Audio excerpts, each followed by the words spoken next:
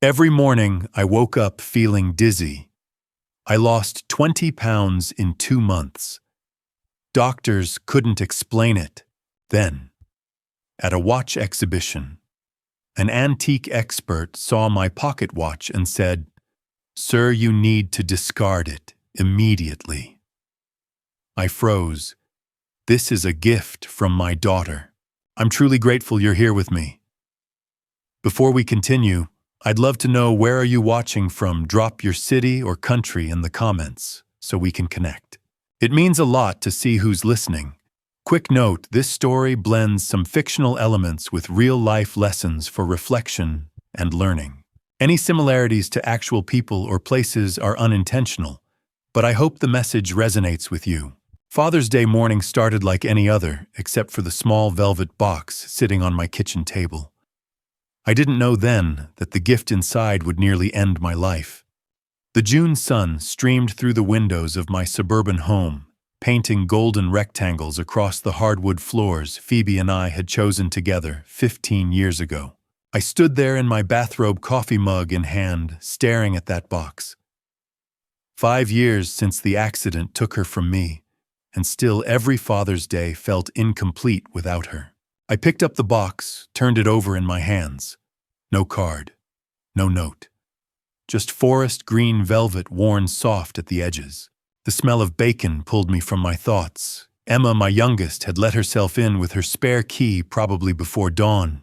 That was Emma, always taking care of everyone else, sometimes to her own detriment. I found her at the stove, auburn hair pulled back in a messy ponytail, humming something I couldn't quite place. She'd rolled up the sleeves of her flannel shirt, paint stains on her jeans from that mural project downtown. She turned when she heard my footsteps, and her whole face lit up. That smile reminded me so much of Phoebe. "Happy Father's Day, Dad." She wrapped her arms around me, careful not to spill my coffee. I set the mug down and held her tight. "You didn't have to do all this, sweetheart." "Of course I did." She gestured at the spread bacon, scrambled eggs, toast, fresh fruit. "Besides, Cassandra texted last night. Said she'd be running late. Something about Lily's dance recital costume crisis." I tried not to let the disappointment show. Cassandra had been distant lately, canceled dinners, rushed phone calls, always some emergency. Emma noticed anyway. "She's busy," I said. "The marketing firm keeps her running ragged." Emma's expression shifted, something unreadable crossing her features. "She's still coming, right?" she promised. We ate breakfast on the back porch, talking about Emma's mural, her battle with the city council, her latest failed Tinder date. The morning air was perfect, warm, but not humid, birds singing in the oak tree. The doorbell rang at 10:30. Cassandra stood on the porch in designer sunglasses and a crisp white sundress. Lucas hovered behind her, one hand on their daughter's shoulder. Lily broke free and launched herself at my legs. "Grandpa, happy Father's Day." I scooped her up, her small arms wrapping around my neck. She smelled like strawberry shampoo and sunshine. Cassandra stepped forward, removing her sunglasses. Dark circles shadowed her eyes despite expertly applied makeup. "Happy Father's Day, Dad." "I'm sorry we're late." Lucas nodded at me, managing a tight smile, but looked uncomfortable, his gaze sliding away. His jaw was clenched, and his hand kept fidgeting with his car keys. We gathered in the living room, Lily sprawling on the floor with crayons. Emma poured coffee while Cassandra perched on the sofa, posture perfect. Lucas sat beside her, still clutching those keys. "Dad, before we get too comfortable," Cassandra reached into her purse and pulled out the velvet box I'd found on the kitchen table. "You left it?" I asked. "I came by yesterday while you were at George's house." I opened the box slowly. Inside lay a pocket watch, clearly antique Victorian, with an intricately engraved silver case. I lifted it carefully, and it settled into my palm like it belonged there. "Open it," Cassandra urged. My hands trembled as I pressed the catch. The watch face showed Roman numerals on mother-of-pearl hands, frozen at 3:15. But the other side stole my breath, a photograph of Phoebe protected behind crystal.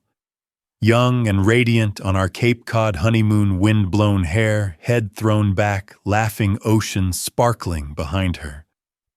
I'd lost the original years ago. Cassandra, I whispered. How did you— I found the photo in old boxes in your attic last year. Had it restored and sized for the watch. My vision blurred. Emma's hand touched my shoulder. Even Lily had gone still. I thought you could carry her with you, Cassandra said softly. Always. I stood, pulled her into a hug. She felt brittle in my arms, too thin. Thank you, sweetheart. I can't even— I love you, Dad. Her voice was muffled against my shoulder. Lucas still sat, frozen knuckles white around those keys, jaw working like he wanted to say something, but couldn't. I looped the leather strap around my neck. The metal was cool through my shirt, and when I opened it again to see Phoebe's face, something inside me settled. It's perfect, I said. Absolutely perfect. The rest of the morning passed in warmth and laughter. We ate cake. Lily told me about her recital. Cassandra asked about my garden. But even as I laughed and talked, I noticed things. Cassandra's smile didn't quite reach her eyes. Lucas barely spoke, barely looked at anyone. The way my eldest daughter kept glancing at the watch, something unreadable in her expression. When they left that afternoon, Cassandra hugged me extra long. Take care of yourself, Dad. Promise me. Lucas shook my hand, his grip too tight, guilt or fear in his eyes for just a second, before sliding away. Emma stayed to help clean up, quieter than usual. That was nice of Cassandra, I said. The watch, I mean. Yeah, it was. Something in her tone made me turn. Just thinking about how she's been so busy lately, how she hasn't been around much. And then this really thoughtful, expensive gift. She's your sister. Can't she do something nice? Of course she can. Emma smiled, but it looked forced. I'm being silly. The watch became my companion that evening. I wore it while I made dinner, watched the sunset, got ready for bed. I couldn't bring myself to take it off. I wore that watch every day from that moment on. I never took it off, not even when I slept. If only I had known what was hidden in that beautiful leather strap. 2 weeks after Father's Day, I woke up feeling like someone had drained every ounce of energy from my body. At 60, I expected a few aches and pains, but this was different. My head spun the moment I tried to sit up, and I had to grip the mattress to steady myself. The room tilted slightly, then righted itself. I took a slow breath and told myself it was nothing, just a rough night's sleep. I swung my legs over the side of the bed and sat there waiting for the dizziness to pass. The morning light filtered through the curtains, promising another hot July day. I reached for the pocket watch on my nightstand, the one Cassandra had given me. Even 2 weeks later, the sight of Phoebe's face behind that glass brought bittersweet comfort. I ran my thumb over the smooth leather strap before slipping the chain around my neck. It rested against my chest, right over my heart, the way it had every single day since Father's Day. By the time I made it to the kitchen, the nausea had set in. Not strong enough to send me to the bathroom, but enough to make breakfast unappealing. I filled the coffee pot anyway, more out of habit than hunger. My hands felt heavy. My whole body felt heavy. I pulled the watch out again and flipped it open. Phoebe smiled back at me, her eyes bright with life. I missed her every day, but especially in moments like this when I felt vulnerable. A knock at the door startled me. 8:30 in the morning. I shuffled to the front door and found George Butler standing on my porch holding a paper bag from the bakery. "Morning, Everett." George said, his grin fading the moment he saw me. "You all right? You look pale as a ghost." I waved him off and stepped aside. "Just tired, George. Didn't sleep great last night." George set the bag on my kitchen table and crossed his arms, studying me. We had been neighbors for 20 years, and the man could read me well. "You sure that's all it is? You look like you've been through the ringer." "It's just age catching up with me, buddy." I forced a smile and opened the bakery bag. "Cinnamon rolls. Thanks for these. Don't change the subject. George pulled out a chair and sat down, clearly not planning to leave. You've been looking run down the past week or so. Emma mention anything about seeing a doctor? I sighed and lowered myself into the chair across from him. The dizziness was creeping back, a faint buzz at the edges of my vision. Emma's got enough on her plate without worrying about her old man. I'm fine, George, really. He didn't look convinced, but he let it drop. We talked about the neighborhood, the heat wave, the upcoming community barbecue. I nodded along, but I could barely focus. My hand kept drifting to the pocket watch, pulling it out, flipping it open, staring at Phoebe's face. Each time I touched it, I felt a little more grounded. I didn't realize how often I was doing it until George pointed it out. That's a beautiful piece, he said, nodding toward the watch. Cassandra's got good taste. She does, I agreed, closing it carefully. Best gift I've ever received. After George left, I tried to eat one of the cinnamon rolls, but my stomach rebelled. I managed a few bites before retreating to the living room. I sank into my armchair, exhausted from doing almost nothing. The watch pressed against my chest, a constant comforting weight. I pulled it out again and traced the engraving on the back. To Dad with all my love. Cassandra. My phone buzzed on the side table. Emma's name flashed across the screen. Hey, sweetheart, I said, trying to sound energetic. Dad, are you okay? Emma's voice was sharp with worry. George just called me. He said you don't look well. I closed my eyes and leaned back against the chair. George worries too much. I'm a little tired, that's all. That's not what he said. He said you were pale and dizzy. I'm coming over tomorrow morning and I'm taking you to the doctor. No arguments. Emma! No arguments, Dad. Her tone left no room for negotiation. I'll be there at 9. Be ready. She hung up before I could protest. I set the phone down and rubbed my face. Maybe she was right. Maybe I should get checked out. But deep down, I felt certain it was nothing serious. Stress, maybe. Grief. Phoebe had been gone 5 years, but some days the loss still hit like a freight train. An hour later, my phone rang again. This time it was Cassandra. Hi, Dad, she said, her voice bright and cheerful. How are you feeling today? I hesitated. Something about the question struck me as odd. She had called 3 times in the past week, always asking the same thing. How are you feeling? Are you taking care of yourself? It was considerate, certainly, but there was a quality to it I couldn't quite name. A distance. A formality. I'm all right, I said carefully. A little under the weather, but nothing serious. You should rest, she urged. Don't push yourself too hard. You're not as young as you used to be. I know, sweetheart, I know. We talked for a few more minutes, mostly small talk about her work and Lily. She didn't mention coming by to visit, and I didn't ask. When we hung up, I felt more tired than before. The afternoon dragged on. I dozed in my chair, waking every so often to check the watch to look at Phoebe's face. By evening, the dizziness had worsened. I stood up too quickly to answer the door for a delivery, and the room spun violently. My vision tunneled. I grabbed the back of the chair and held on until the world stopped tilting. My heart pounded, and for a brief, terrifying moment I thought I might pass out. But I didn't. I steadied myself, took a few deep breaths, and laughed it off. Just got up too fast. That's all.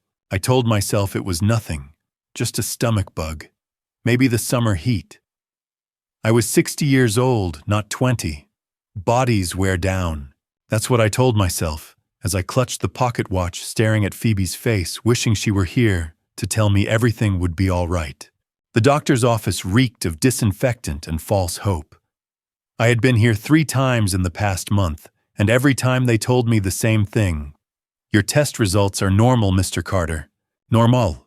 Emma sat beside me in the waiting room, her notebook open on her lap pen, poised to write down every word the doctor would say. She had filled 2 pages already with dates, symptoms, test names, and results. My daughter was nothing if not thorough. I watched her underline something twice, her jaw set in that determined way that reminded me so much of Phoebe. I leaned back in the chair and closed my eyes. The fluorescent lights overhead made my head ache. Everything made my head ache these days. The nausea had become a constant companion, a low rolling sensation that never quite went away. Food tasted like cardboard. Sleep came in restless patches, and the fatigue. God, the fatigue was overwhelming. Some mornings I could barely get out of bed. Everett Carter, a nurse, called from the doorway. Emma helped me stand. I waved her off, embarrassed, but the truth was I needed the support. My legs felt like they belonged to someone else. We followed the nurse down a narrow hallway to Dr. Stevens's office. The walls were covered with diplomas and certificates, all of them promising expertise and competence. I wanted to believe in them. Dr. Stevens was a man in his early 50s, gray at the temples, with kind eyes and a gentle manner. He had been our family doctor for 10 years. He had helped Phoebe through her final illness, had signed the death certificate, had attended her funeral. I trusted him. He gestured for us to sit and pulled up my file on his computer. The screen glowed blue in the dim office light. Mr. Carter. He began scanning the results. I've gone over all your labs from last week. Blood count, liver function, kidney function, thyroid panel, even a few tumor markers just to be safe. Everything came back normal. Emma leaned forward. But he's not normal, Dr. Stevens. He's lost 10 pounds in a month.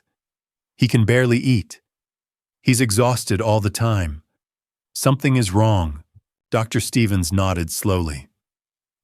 I understand your concern, Emma. I do. But sometimes our bodies respond to stress in ways that don't show up on standard tests. He turned to me.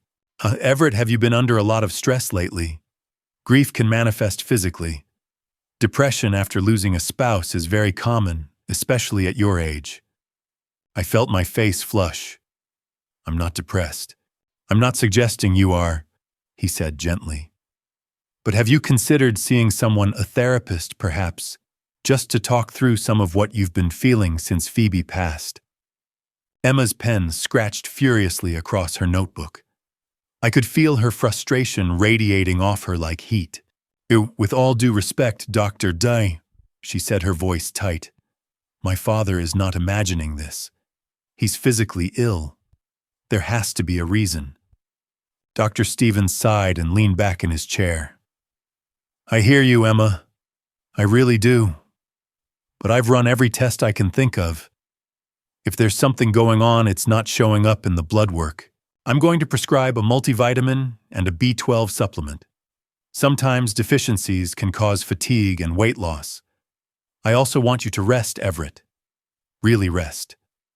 No yard work, no heavy lifting. And if things don't improve in 2 weeks, we'll refer you to a specialist. What kind of specialist? Emma asked. A gastroenterologist, maybe. Or we could do a full endoscopy to rule out anything in the digestive tract. He paused. Or if you're open to it, I could refer you to a psychologist. There's no shame in it, Everett. Mental health is just as important as physical health. I nodded, numb. I did not know what else to do. Emma took the prescriptions and thanked him, though her tone was cold. We walked out of the office in silence. The car ride home was the longest 15 minutes of my life. Emma gripped the steering wheel so tightly her knuckles turned white. I could see the tears gathering in the corners of her eyes, but she refused to let them fall. I wanted to say something comforting, but I had nothing left to give. I felt hollow. My phone buzzed in my pocket. Cassandra. Hi, Dad, she said when I answered. How did the appointment go? They don't know what's wrong, I said quietly. Everything looks normal. Oh. A pause. Well, maybe it's psychological. You've been through so much with losing Mom. It wouldn't be surprising if your body was reacting to the grief. I closed my eyes. Maybe. You should take care of yourself, Dad. Get some rest. Don't stress too much. Stress can do terrible things to the body. I know, sweetheart. I'll call you tomorrow, okay? Love you. Love you too. I hung up and stared out the window. The city blurred past, all concrete and glass and summer heat shimmering off the pavement. I felt like I was disappearing, like my body was slowly erasing itself, and no one could tell me why. Emma pulled into my driveway and turned off the engine. She sat there for a moment, both hands still on the wheel. I'm not giving up, Dad, she said finally. I don't care what Dr. Stevens says. Something is making you sick, and I'm going to figure out what it is. I reached over and squeezed her hand. I know, sweetheart. Thank you, but inside I was starting to doubt. Maybe they were right. Maybe it was all in my head. Maybe I was just a lonely old man who missed his wife so much that his body had decided to shut down in sympathy. The thought terrified me more than any disease ever could. When Emma drove away in silence, I touched the pocket watch through my shirt, feeling its weight press against my chest. It was the only thing that brought me comfort now, the only connection I had left to Phoebe. I pressed it closer to my heart, not knowing that I was pressing poison into my skin. By the second month, I had lost 20 pounds. My clothes hung off my frame like they belonged to someone else, someone bigger, healthier, someone who was not fading away. I stood in front of the bathroom mirror one morning and barely recognized the man staring back. My face had become gaunt, all sharp angles and hollow cheeks. My eyes sat deep in their sockets, ringed with dark circles that made me look 10 years older. My hair, which had always been thick and gray, was thinning at the temples. I ran a hand through it and came away with a clump of strands between my fingers. This was not grief. This was not stress. This was something far worse. Emma came by every day now. She had taken time off work to care for me, and I could see the exhaustion etched into her face. She was only 26, too young to be watching her father waste away. I wanted to tell her to go back to her life, but the words never came. The truth was, I needed her. I could barely get out of bed most days without help.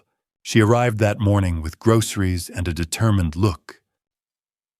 You're eating today, Dad, she announced, unpacking containers of soup crackers, applesauce. I don't care if it's just a few bites. You have to eat something. I nodded from my chair in the kitchen, too tired to argue.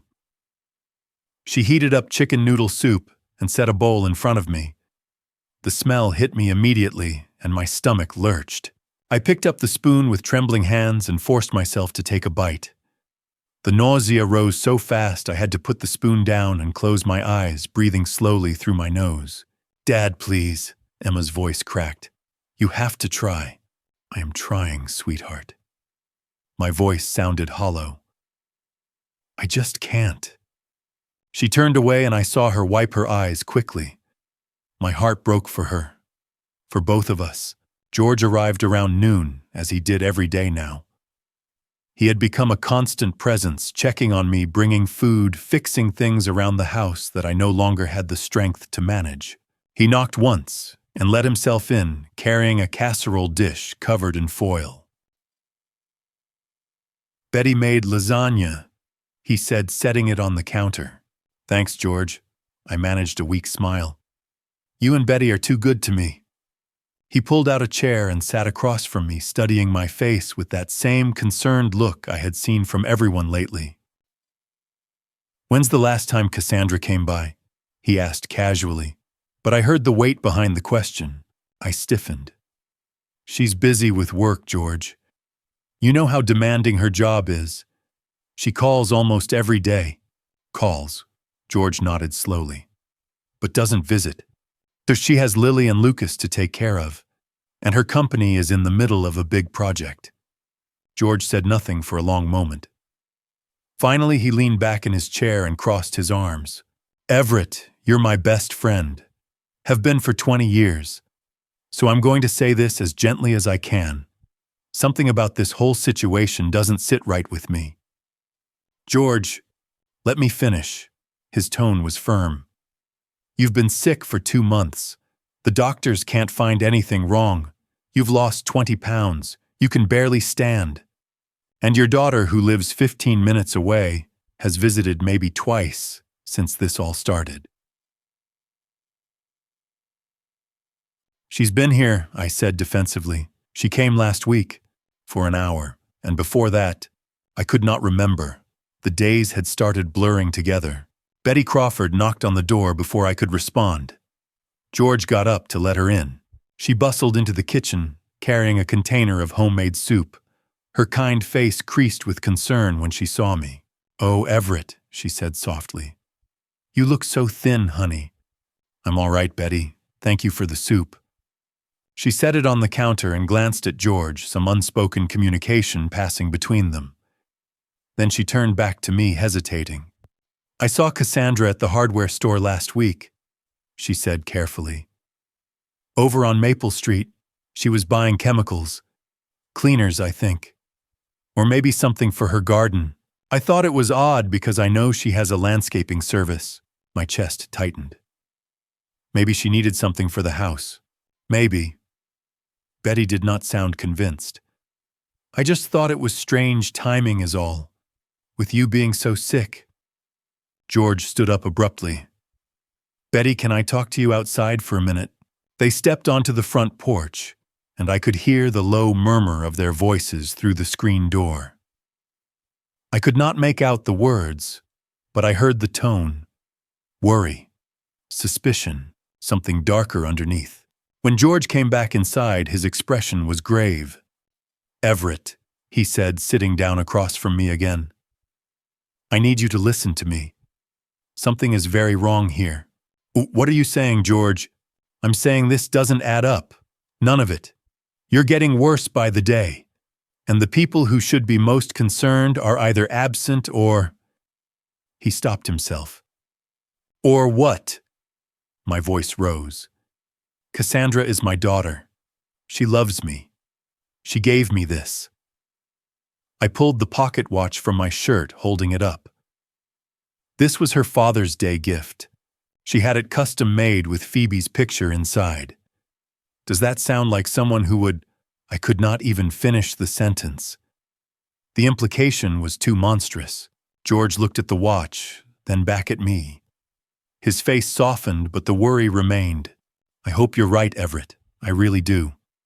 After they left, I sat alone in the darkening house. I did not have the energy to turn on the lights. I just sat there, the watch heavy in my hand, staring at Phoebe's face behind the glass. That night, alone in my bed, I held the pocket watch with trembling hands. Phoebe's face smiled at me from the photograph, frozen in time, forever young and healthy. Everything I was not anymore.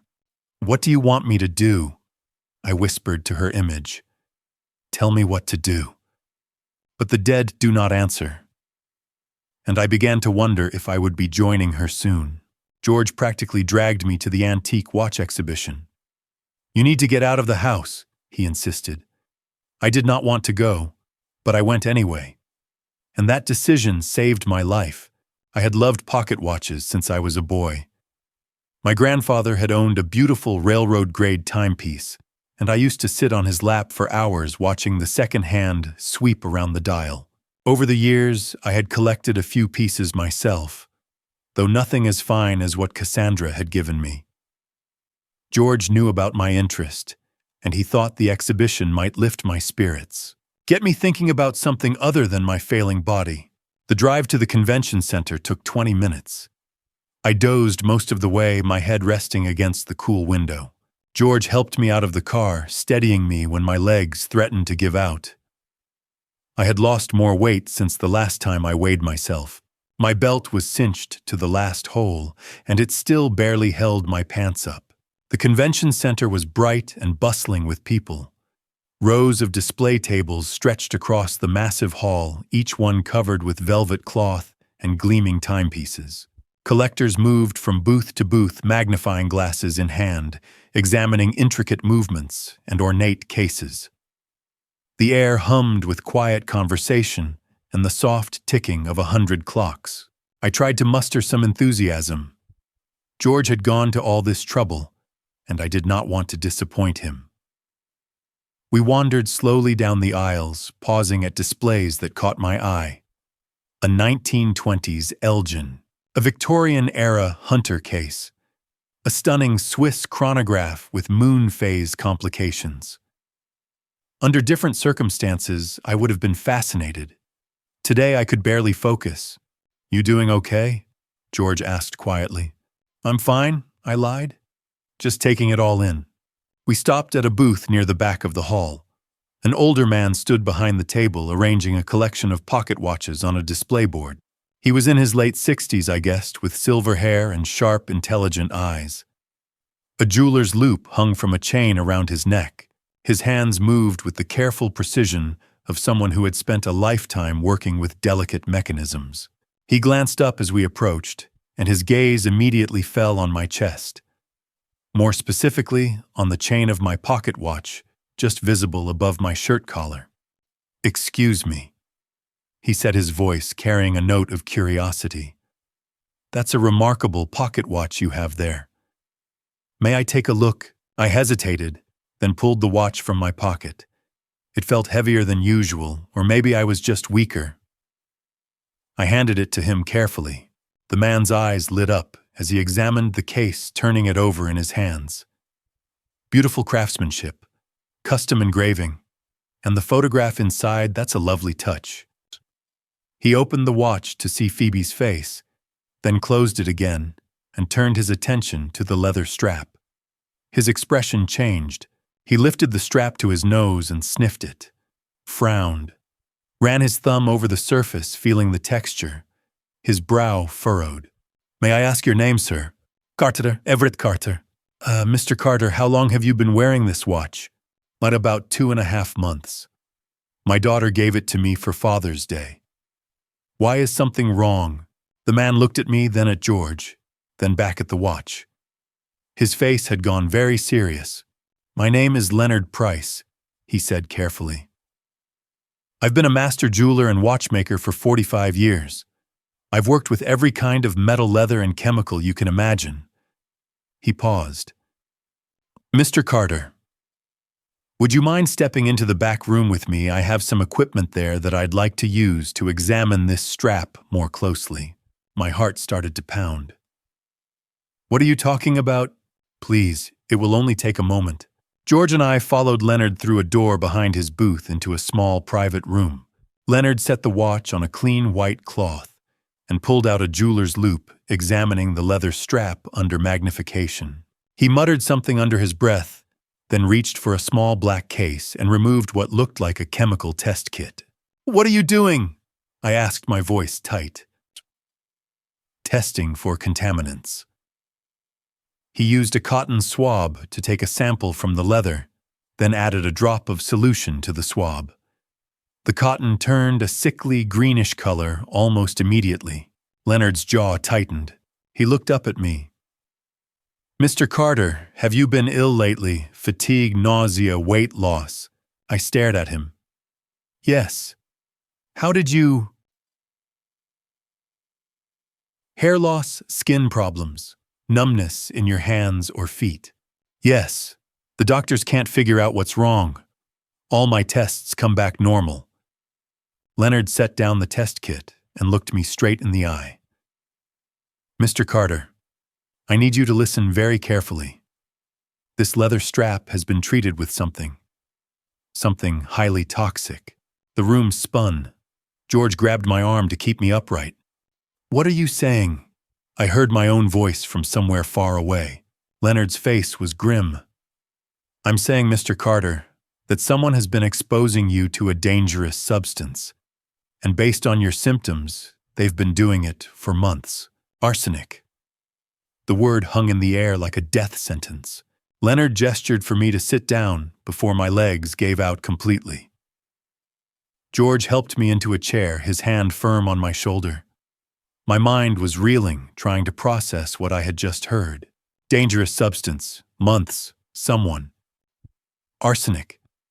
Leonard repeated, his voice measured and professional. "It's a naturally occurring element, but in this case, it's been deliberately applied to the leather strap of your watch. Let me explain how this works. He pulled out a tablet and showed me diagrams, illustrations I could barely focus on. My vision kept blurring. When arsenic is absorbed through the skin, especially in the presence of heat and moisture, it enters the bloodstream slowly. Your body heat your sweat. Every time you touched the watch or wore it against your chest, you activated the toxin. It's been a slow, steady poisoning over the course of months. No. The word came out hoarse. No, there must be some mistake. This is an old watch. Maybe it got contaminated somehow. Accidentally. Leonard's expression was sympathetic, but firm. Mr. Carter leather does not naturally absorb arsenic. Someone treated this strap intentionally. The concentration is too high, too evenly distributed. This was done deliberately. George's hand tightened on my shoulder. Everett, who gave you this watch? The room went silent. I could hear my own heartbeat pounding in my ears, the distant hum of voices from the exhibition hall beyond the door. I stared at the watch lying on the white cloth, Phoebe's face smiling up at me from behind the glass. Everett. George's voice was gentle but insistent. Who gave you the watch? I swallowed hard. My throat felt like sandpaper. My daughter, I whispered. Cassandra. The words felt like a betrayal, just saying them out loud. George's intake of breath was sharp. Leonard nodded slowly, as if he had expected this answer. We need to call the police, George said immediately. Right now. This is attempted. He stopped himself, glancing at me. This is a crime, Everett. No. I stood up too quickly and the room tilted. George steadied me. No, there has to be an explanation. Maybe she didn't know. Maybe whoever made the watch for her, maybe they... Mr. Carter. Leonard's voice cut through my desperate rationalizations. I've been in this business for 45 years. I've seen cases like this before, though not many. This level of sophistication, this method of delivery, it requires knowledge and planning. Whoever did this knew exactly what they were doing. You don't understand, I said, my voice rising. Cassandra is my daughter.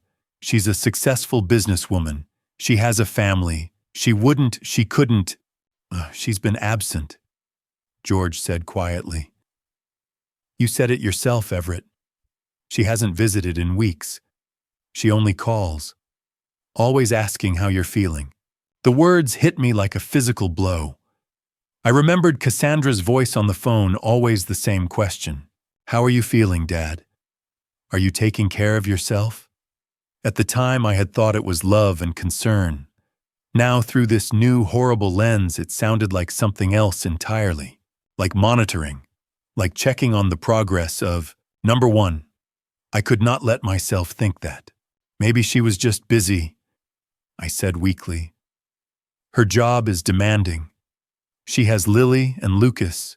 Betty saw her buying chemicals at the hardware store. George interrupted. Remember last week? What was she buying, Everett? Why would she need chemicals? My chest felt tight. I could not breathe. This was not happening. This could not be happening. We don't know what she was buying, I said. It could have been anything. Cleaning supplies, garden products. You're jumping to conclusions. Am I? George's voice was hard, now frustrated. Your daughter gives you a watch for Father's Day. 2.5 months later, you're dying and we find out the watch has been poisoned. That's not a coincidence, Everett. Don't say that! The words exploded out of me. Don't you dare say I could not finish the sentence. Could not say the word dying out loud. And she wouldn't... Mr. Carter. Leonard's calm voice broke through the rising tension. I understand this is devastating. No parent wants to believe their child could harm them. But right now, your life is in danger. Every minute that arsenic remains in your system, it's causing more damage. You need medical attention immediately. He's right, George said. Everett, you're sick. really sick. If you keep protecting her, she's my daughter, I shouted, my voice cracking. My child, I raised her. I taught her to ride a bike. I walked her down the aisle at her wedding. She's the mother of my granddaughter. She wouldn't, but even as I said the words, doubt crept in. Cold and insidious like poison spreading through my veins. Cassandra's absence these past months. Her frequent phone calls asking about my health.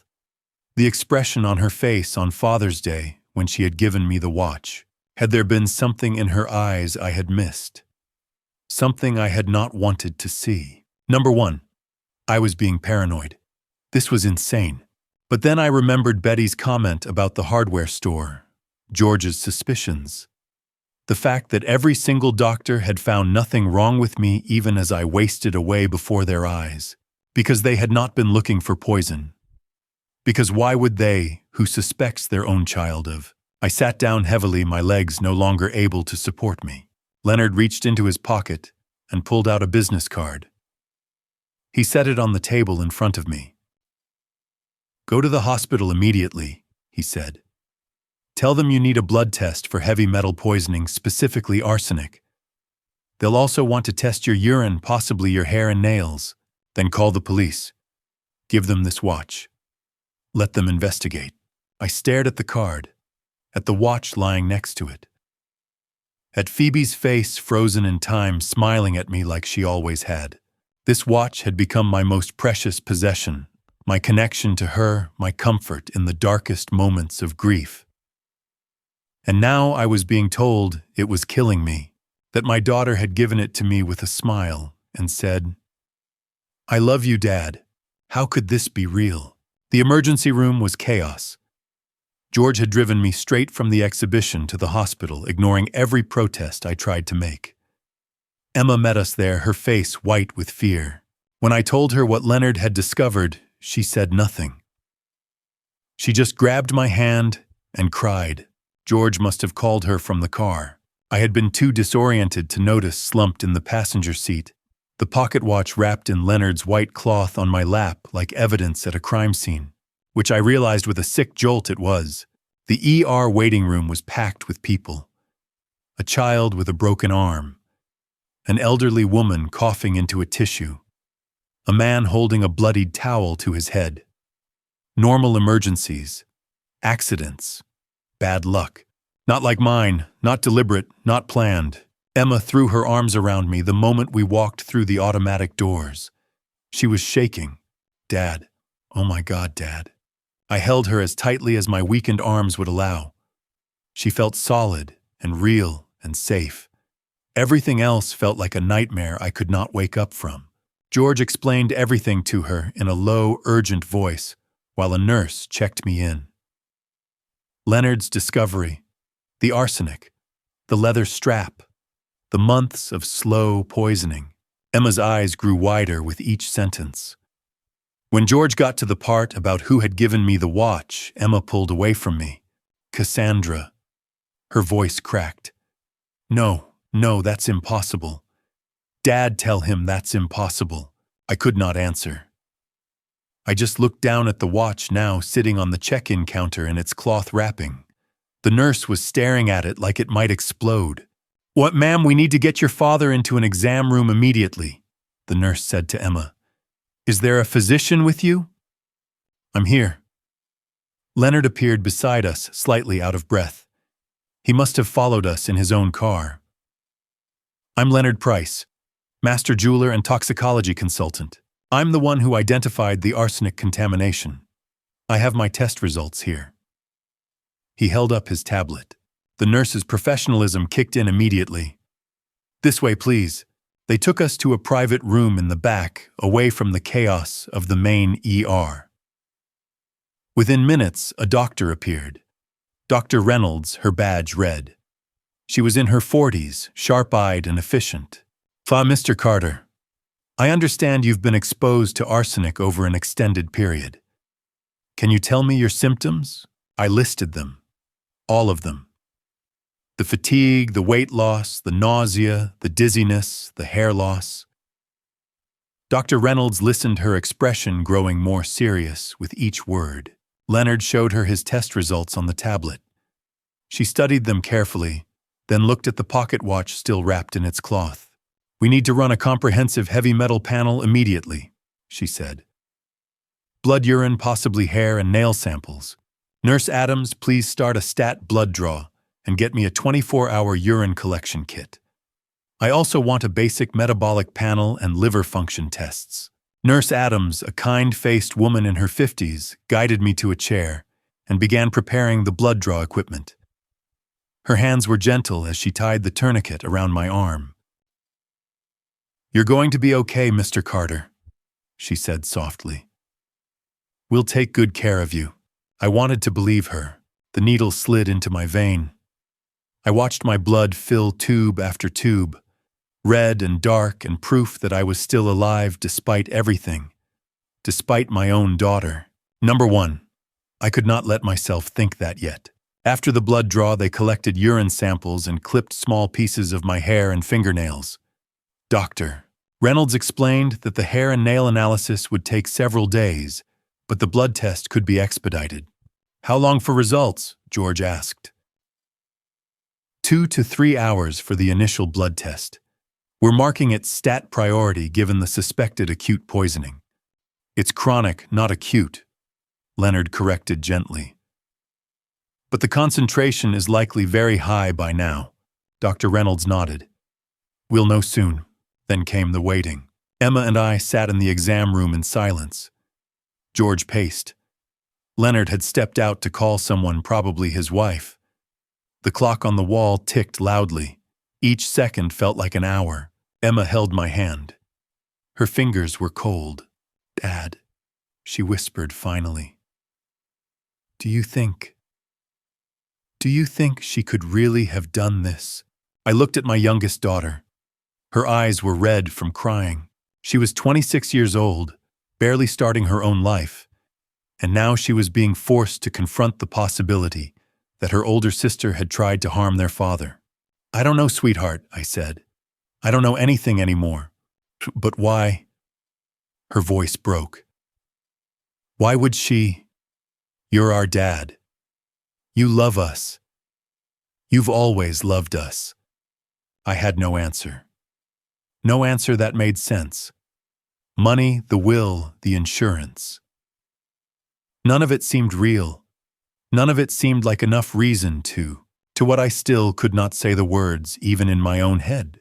We sat in silence for another hour. George brought us coffee from the vending machine. It tasted like cardboard, but I drank it anyway, grateful for something to do with my hands. Then Dr. Reynolds came back. Her face told me everything before she even opened her mouth. "Mr. Carter," she said, her voice calm but grave. "Your blood arsenic level is dangerously high. You have severe chronic arsenic poisoning. The level is at 73 micrograms per liter. Anything above 10 is considered toxic. Anything above 50 is considered critical." Emma made a small broken sound. "If you had continued wearing that watch for another month." Dr. Reynolds did not finish the sentence. She did not need to. Emma's sob filled the silence. George's hand clamped down on my shoulder hard enough to hurt. And I sat there staring at the pocket watch on the table beside me, finally understanding. My daughter had done this to me. I did not want to call the police. Not yet. George and Emma thought I was losing my mind, but I needed to hear it from her. I needed to look my daughter in the eye and ask her why. "But Everett, this is insane," George said the next morning when I told him my plan. "You have the evidence. You have the medical report. You need to call Detective Foster right now." Detective Brian Foster. Emma had contacted him the night before after we left the hospital. She had done it without telling me. The detective wanted to interview me to take my statement to collect the watch as evidence. But I had asked for one day. Just one day to talk to Cassandra first. "I know what you're thinking," Emma said quietly. She looked exhausted, dark circles under her eyes. "You're thinking maybe there's some explanation. Maybe she didn't know."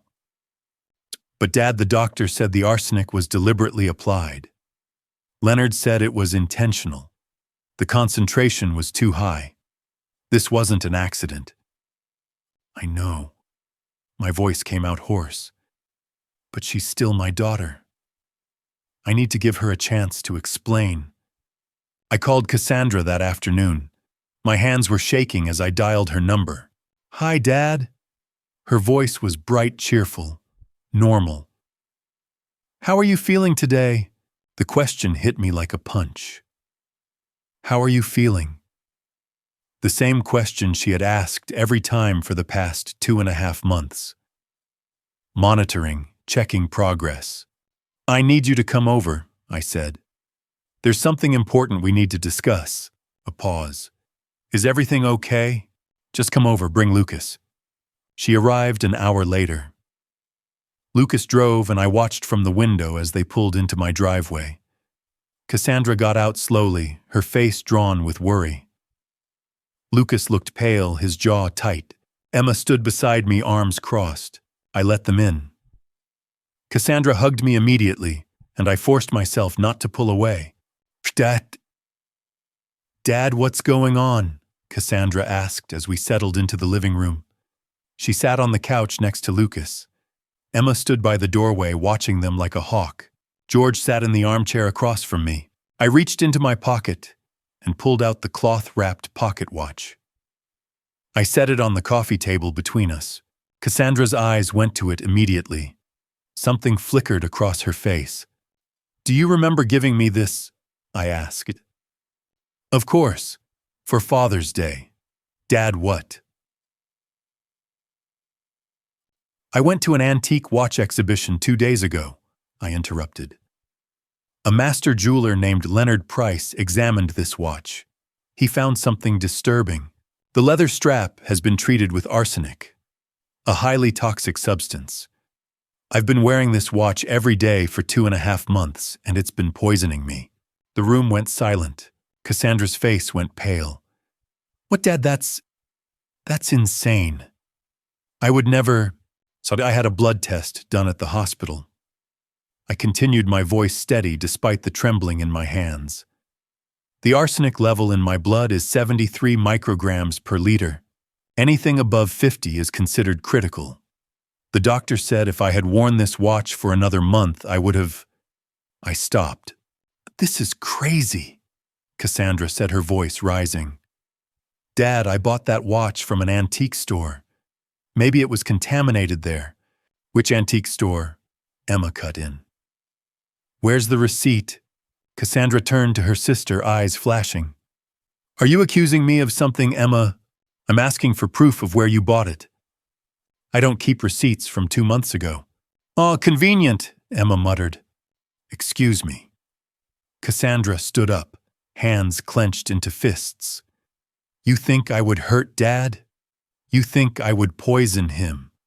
Then explain how arsenic got onto that watch strap," I said quietly. "The expert said it was deliberately applied. The concentration is too high to be accidental contamination." Cassandra turned to me and I saw tears in her eyes. Real tears. "Dad, I swear to you I didn't know. I would never hurt you. You have to believe me." I wanted to believe her. God, I wanted to believe her so badly. I looked at Lucas. He had been silent this entire time, his face ashen, his hands gripping his knees so tightly his knuckles were white. "Lucas," I said, "do you have anything to say?" He looked up at me, and for a moment, I saw something in his eyes. Fear, guilt. "No, sir. Cassandra would never harm you. She loves you." Cassandra's tears spilled over. "I don't know where the arsenic came from. I don't know, okay? But it wasn't me." She turned and ran toward the door. Lucas jumped up to follow her, but he paused at the threshold and looked back at me. Our eyes met for just a second, and I saw it again. That flicker of something he wanted to say but could not. Then he was gone, and I heard their car start in the driveway. Emma came to stand beside me at the window. We watched the car speed away. Emma said softly. "She's lying. I could feel it. I wanted to argue. Wanted to defend my daughter. But Emma was right. I had felt it too. As I watched Cassandra's car disappear down the street, something occurred to me. Something that made my blood run cold. She had not asked how I was feeling. Not once during that entire conversation had Cassandra asked about my health. Not when I told her about the arsenic. Not when I told her about the hospital. She had not seemed surprised that I was still alive. What kind of daughter hears that her father has been poisoned and does not ask if he is okay? Detective Brian Foster did not look like the cops on TV. He was in his early 40s with tired eyes and a quiet demeanor. But when he examined the pocket watch, those eyes became sharp as razors. He had arrived 3 days after the confrontation with Cassandra. 3 days during which I had barely slept, replaying that conversation over and over in my mind. Foster sat across from me in my living room, a notepad on his knee, a digital recorder on the coffee table. Emma sat beside me, her hand on my arm.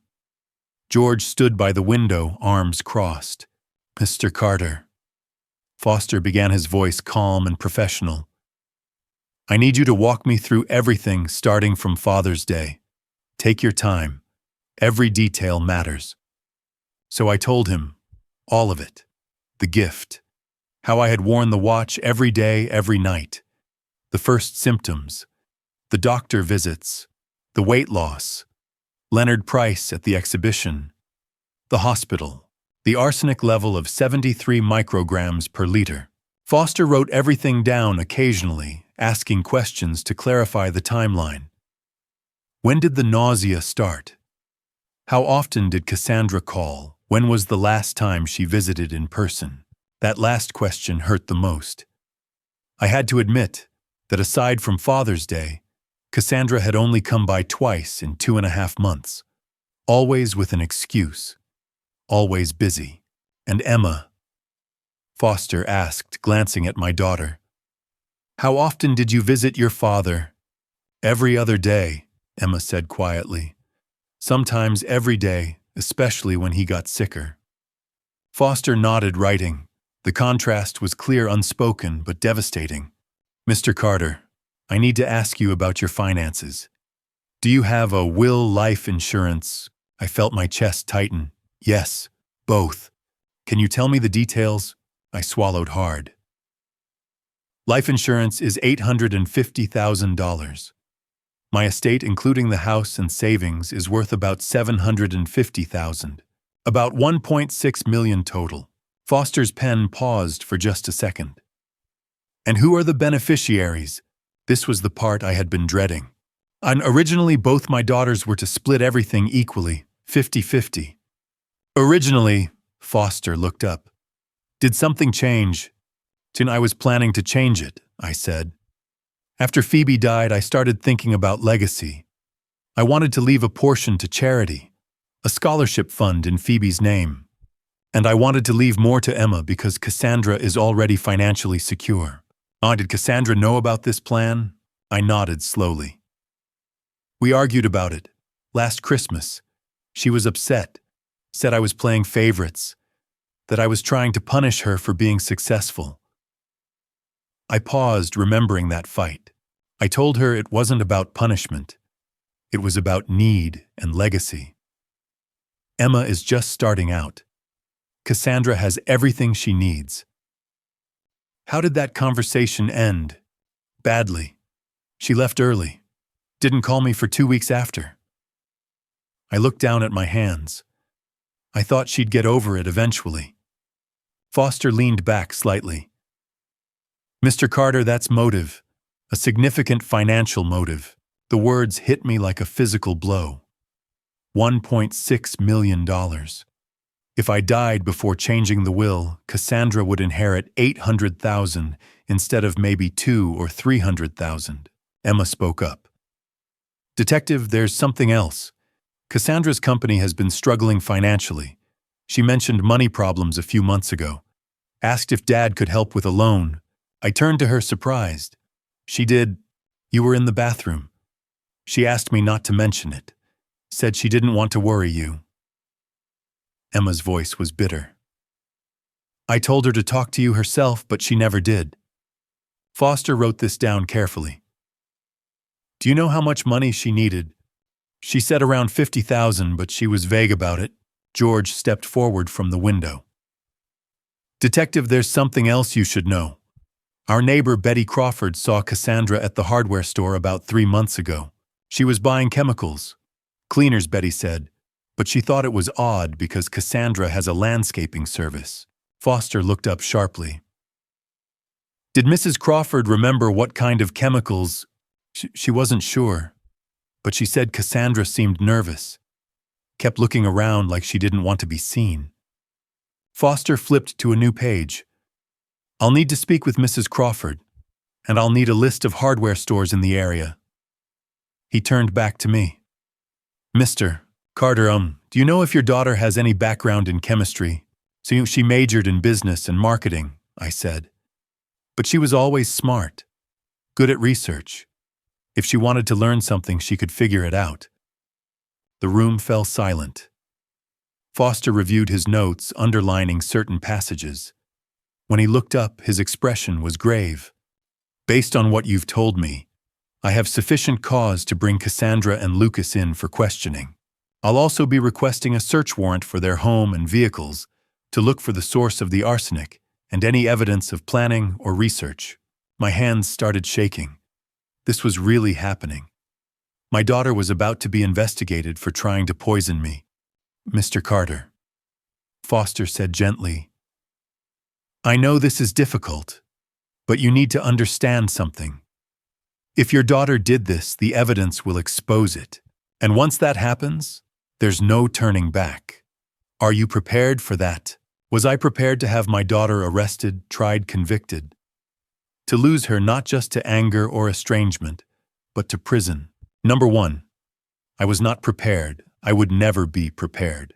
But I nodded anyway. Cassandra came to the police station with a lawyer. That told me everything. Innocent people do not lawyer up before they have even been charged with a crime. Emma and I sat in the hallway of the police station on hard plastic chairs. 3 days had passed since Detective Foster had left my house with his notebook full of damning evidence. 3 days during which I had barely slept imagining this moment. And now here she was. Cassandra walked past us without looking in my direction. She wore a navy blue suit, her hair pulled back in a severe bun, her face carefully composed. The man beside her was tall and gray-haired, carrying a leather briefcase. Her attorney. Lucas followed behind them, and unlike Cassandra, he could not help but glance at me. Our eyes met for just a second, and I saw something there. Fear-guilt. It looked almost like an apology. But then he looked away and followed his wife into the interrogation room. Emma's hand found mine and squeezed hard. Did you see that? She whispered. Lucas looked sorry. I saw it. Detective Foster emerged from the hallway and gave me a brief nod before disappearing into the same room. The door closed with a heavy click. Then there was nothing but silence and waiting. An hour passed. Then another. Emma got us coffee from a vending machine. I watched the clock on the wall tick forward each minute, feeling like an eternity. Finally, the door opened. Cassandra emerged first, her face still carefully neutral. The lawyer was talking to her in a low voice. Lucas came out next, his face pale and drawn. He looked like he might be sick. They walked past us again. This time Cassandra looked directly at me. Her eyes were cold, calculating, unafraid. Then they were gone. Foster appeared in the doorway and gestured for us to follow him to his office. It was small and cluttered with stacks of files on the desk. He sat down heavily and rubbed his eyes. How did it go? Emma asked immediately. Foster leaned back in his chair. She's good. Very good. She came prepared with a story and stuck to it. What did she say? I asked. She claims she bought the pocket watch at an antique store called Timeless Treasures on 5th Street. Foster pulled out his notebook. We checked. There is no store by that name anywhere in the city. Never has been. So she's lying, Emma said. Well, when I pointed that out, she changed her story. Said she must have remembered the name wrong. That it was months ago, and she could not recall the exact details. I felt my chest tighten. She's making it up as she goes. And that's what I think, yes. But without proof of where she actually acquired the watch, it's hard to nail down the lie. What about Lucas? Emma asked. He looked terrified out there. Foster's expression shifted slightly. Lucas is the weak link. I could see it the moment we started talking. He's nervous, he's scared, and he's a terrible liar. What did he say? I asked if he knew about the watch before it was given to your father. He said yes, that Cassandra had shown it to him. Then I asked if he had ever handled the watch himself. That's when he got nervous. Foster leaned forward, his eyes sharp. He hesitated, said, I might have. I don't remember exactly. But his body language told a different story. He was sweating. His hands were shaking. He looked at Cassandra like he was asking permission to speak. So he did touch it, I said slowly. Which means his fingerprints might be on it. Possibly. But more importantly, it means he knows something. Maybe not everything, but something. And I think given the right pressure, he'll break. What kind of pressure? Emma asked. The kind that comes from knowing you're about to go down for a crime you didn't commit. Foster's voice was calm, but hard. Right now, Lucas is tied to this just as much as Cassandra. They're married. They share finances. If she goes down, he goes down with her. Unless he decides to cooperate. I felt a flicker of something. Not quite hope, but close to it. Cassandra cut the interview short. Foster continued. Her lawyer told her not to answer any more questions unless I had concrete evidence. And legally, he's right. I can't hold them without charges. So what happens now? I asked. Now we dig. We've got a search warrant approved for their home and vehicles. We execute it tomorrow morning. We're looking for the source of the arsenic, purchase records, internet search history, anything that links Cassandra to the planning and execution of this poisoning. And if you don't find anything? Emma's voice was small, frightened. Foster looked at her directly. We will. People always leave traces. Always. It's just a matter of finding them. We left the station as the sun was setting. Emma drove because I could not trust my hands on the wheel. Finally, Emma broke the silence. Dad, what if she gets away with it? I wanted to say no. I wanted to believe that justice would prevail. But I had seen that look on Cassandra's face as she walked past me. Cold, calculating, confident. She believed she would get away with it. When did she become a stranger? I said quietly. That little girl who used to climb into my lap and ask me to read her stories. When did she turn into someone I don't even recognize? Emma's voice was thick with tears. I don't know, Dad. I don't know. Betty Crawford appeared at my door a week after the investigation began, carrying a casserole dish and a confession. Everett, she said, her face drawn with worry. I should have told you this months ago. I saw something that wasn't right. I invited her in. Emma was already there helping me sort through medical bills. Betty set the casserole on the kitchen counter and wrung her hands nervously. It's beef stew, she said. I know you haven't been eating much. She stopped herself. I'm sorry. That's not why I came. Betty, what's wrong? I asked gently. She took a deep breath and sat down at the kitchen table. Emma and I joined her. Back in May. Early May, I think it was the 8th or 9th. I was at Miller's hardware store picking up some paint for my fence, and I saw Cassandra there. I felt Emma stiffen beside me, but I kept my voice calm. That's not unusual, Betty. No, Everett.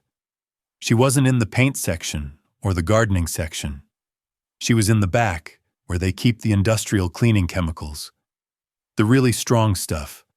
The kind they don't just put out on the shelves. Emma leaned forward. What was she doing? She was talking to one of the employees, a young man maybe in his 20s. She was asking him questions and he looked uncomfortable. Worried even. Then he went into the back room and came out with something. a bottle or container of some kind. He set it on the counter and they talked for another minute. I couldn't hear what they were saying. I was too far away. "Did you see what she bought?" I asked. "Well, no. But I saw her pay. She used cash. Everett. Who uses cash anymore? Everything's credit cards and apps now. But she pulled out bills from her wallet and paid right there. Like she didn't want there to be any record of it." My chest tightened. "Maybe she just prefers cash." Betty shook her head. "I've known Cassandra since she was a little girl. I've never seen her use cash. She's always swiping her card just like everyone else." She paused, her eyes meeting mine. "And there's something else." Before she left, she looked around, like she was checking to see if anyone was watching her. That's when she saw me. Just for a second. And Everett, the look on her face. She looked scared, guilty. Emma stood up abruptly. "We need to call Detective Foster. Now." I wanted to protest, wanted to find some other explanation. But I could not. The pieces were fitting together too neatly. May, industrial chemicals, cash payment, checking to see if anyone was watching. Emma was already on the phone. Foster arrived within an hour. He sat across from Betty with his notebook open, his recorder running. "Mrs. Crawford, I need you to walk me through this again. Every detail you can remember." Betty did. She remembered it was a Tuesday afternoon, around 2:30. Miller's Hardware on Oakwood Avenue. The employee was young with red hair and a name tag that said Kyle or Kevin, she could not quite recall. The chemical section was in the back left corner. Cassandra had been wearing a blue blouse and dark pants. She had looked nervous. "And you're certain it was Cassandra Carter?" Foster asked. "Absolutely. I've known that girl for 30 years. It was her." Foster wrote everything down. "Mrs. Crawford, would you be willing to testify to this in court if it comes to that?" Betty did not hesitate. "Of course. Phoebe was my best friend. We were neighbors for 23 years. When she died, I promised myself I'd look out for Everett. I owe her that. I owe him that." I felt my throat tighten. Phoebe. God, I missed her. She would have known what to do. She would have seen through Cassandra's lies long before I did. "Thank you, Mrs. Crawford," Foster said. "I'll need you to come down to the station tomorrow to give a formal statement, and I'll be visiting Miller's Hardware to speak with the employees and check their sales records." "They'll have records even if she paid cash, won't they?" Emma asked. "Maybe. Depends on how the transaction was logged. But more importantly, if the employee remembers her and remembers what she bought, that's testimony. And if they still have security camera footage from May, that's even better." After Betty left, Foster turned to me. "This is exactly what I needed, Mr. Carter. Betty Crawford is a credible witness. She has no reason to lie. Combined with the medical evidence and the financial motive, I can get a search warrant for Cassandra's home." "How long will that take?" Emma asked. "I'll file the request this afternoon. With luck, we'll have approval by tomorrow evening. Then we execute the search the following morning." He looked at me directly. "Mr. Carter, we're going to search your daughter's house, her car, her computer, her phone records. We're going to find out where she got that arsenic, and we're going to prove she used it to poison you. Are you ready for that? Was I ready to have my daughter's life torn apart? To have the final proof that she had tried to end mine? Number one, I would never be ready. But I nodded anyway. That night, I lay in bed staring at the ceiling, unable to sleep. Tomorrow, they would get the warrant. The day after, they would search Cassandra's house. Part of me hoped they would find nothing, that somehow this was all a terrible misunderstanding, that my daughter was innocent. But another part of me hoped they would find everything, every piece of evidence, every trace of planning, every proof of guilt. And I hated myself for both thoughts, for hoping she was guilty, for hoping she was innocent, for being unable to decide which truth would hurt less. The call came at 2:47 in the afternoon. Detective Foster's voice was tight with controlled excitement. "Mr. Carter, we found it. We found the arsenic." I had been sitting in my living room staring at the television without really seeing it. Emma was beside me, pretending to read a book. Neither of us had been able to focus on anything since Foster had executed the search warrant that morning. We had been waiting, hoping, dreading. "Where?" I managed to ask. "Can you and Emma come down to the station? I'll explain everything when you get here." The drive to the police station felt both endless and far too short. Emma drove in silence, her knuckles white on the steering wheel. I kept my hands folded in my lap to stop them from shaking. Foster met us in his office. He looked tired but satisfied. On his desk was a photograph, a clear plastic evidence bag containing a small glass bottle. Even through the photo, I could see the white powder inside. "Arsenic trioxide," Foster said, pointing to the bottle. "We found it hidden in the garage behind a stack of old paint cans. It was pushed all the way to the back, wrapped in a plastic bag and a towel." "Maybe Lucas uses it for pest control," I heard myself say. Even now, some part of me was still searching for an innocent explanation. "For termites or Mr. Carter?" Foster's voice was gentle but firm. "This is industrial-grade arsenic trioxide. It's not available for residential pest control. You need special licensing to purchase it. And more importantly, we found Cassandra's fingerprints on the bottle." The room tilted. Emma grabbed my arm. "Not Lucas's," she asked.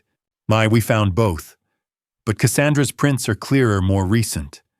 And they're on the cap, which suggests she was the one handling it most recently." Foster pulled out another photo. We also found traces of the same compound on a pair of latex gloves in the trash. And we found internet search history on Cassandra's laptop." He laid out several printed pages. I recognized the Google search interface. "How to treat leather with chemicals. Arsenic absorption through skin. Symptoms of chronic arsenic poisoning. How long does arsenic take to work?" The dates on the searches ranged from March to early June. Months of planning. Months of research. My daughter had spent months figuring out how to poison me. "What happens now?" Emma asked. Her voice was shaking. "We're bringing them both in. Cassandra and Lucas. We have enough evidence for arrest warrants on charges of attempted murder and conspiracy." The words hit me like a physical blow. Attempted murder. My daughter. My Cassandra. Foster continued. "We executed the arrest about an hour ago. I wanted to call you before we brought them to the station." "How did she react?" Emma asked. Foster's expression darkened. "She fought us. Not physically, but verbally. She kept insisting it was a setup, that someone planted the evidence." He paused. "She said you did it, Emma, that you framed her because you were jealous of her success, that you wanted your father's inheritance all to yourself." Emma's face went pale, then flushed with anger. "That's insane. I would never—" "We know," Foster said quickly. "Your whereabouts have been accounted for. You've been with your father or at work every day. You had no opportunity to plant anything. It's a desperate accusation from someone who knows she's caught." "What about Lucas?" I asked. "Lucas didn't say anything during the arrest. He just stood there, white as a sheet, sweating. When we read him his rights, his hands were shaking so badly he could barely sign the paperwork." Foster leaned back in his chair. "Mr. Carter, I've been doing this job for 18 years. I've seen a lot of guilty people and I've seen a lot of scared people. Lucas Hamilton is both, and scared people break. It's only a matter of time." We waited in a conference room while Foster processed the arrests. An hour passed, then another. A uniformed officer brought us coffee and stale cookies from the break room. I could not eat, could not drink, could only sit there numb and cold. Finally, Foster came back. "We've separated them for questioning. Cassandra has invoked her right to an attorney and refuses to say anything. But Lucas..." He paused. Lucas asked to speak to a lawyer. His own lawyer. Not Cassandra's. Emma looked up sharply. What does that mean? It means he wants to make a deal. He wants to save himself. People only ask for separate legal representation when they're planning to cooperate. The door opened, and 2 officers led Cassandra through the hallway past the conference room. She was in handcuffs. Her hair was disheveled, her makeup smeared, but her face was set in cold, defiant anger. Our eyes met through the glass. I waited for something. Some flicker of remorse. Some hint of the daughter I had raised. The little girl who used to bring me dandelions from the yard and call them flowers. But there was nothing. Just rage. Not shame, not fear, not even calculation. Pure burning anger. She was angry at me, because I was still alive. In that moment, the truth settled heavier than any confession. This was never about desperation or panic. It was about entitlement, control, the belief that my life was an obstacle to be removed rather than a bond to be protected. I felt grief twist into something colder, sharper, an understanding that the daughter I loved and the woman in those handcuffs were no longer the same person. As the officers led her away, the silence she left behind was absolute. And in that silence, I finally accepted the most painful truth of all: she hadn't failed to love me. She had chosen not to. 3 days after they took Cassandra away, Emma brought Lily to my house. The little girl ran toward me with her arms wide open, just like she always did. But then she stopped, looked around, and asked a question that shattered my heart into 1,000 pieces. "Grandpa, where's Mommy?" I stood there in the doorway, my mouth dry, my mind blank. Emma's face went pale. She knelt down beside her niece and brushed a strand of brown hair from Lily's forehead.